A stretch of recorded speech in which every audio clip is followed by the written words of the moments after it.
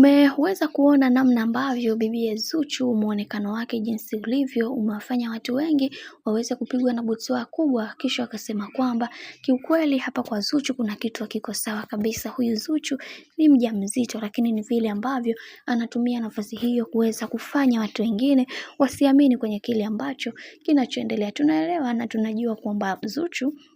ni moja kati ya mwanamke msiri sana, lakini kwenye hili kiukweli ameshindwa kwa sababu watu wengi tumeshajua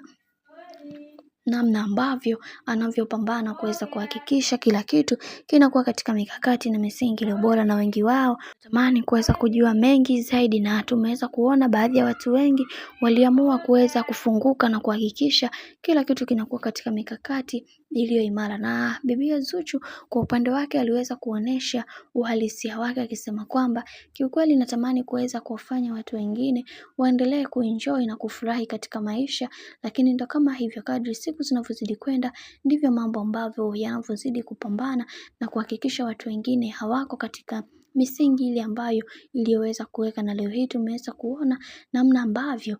bibiye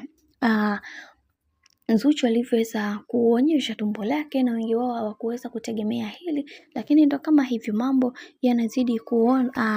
kuwa makubwa zaidi, na wengi wao waliweza kufunguka vingi wakisema kwamba katika hili Mungu atapambana kuweza kuhakikisha kila kitu kinakuwa katika misingi na mikakati iliyo bora. Hivyo tunatakiwa kuweza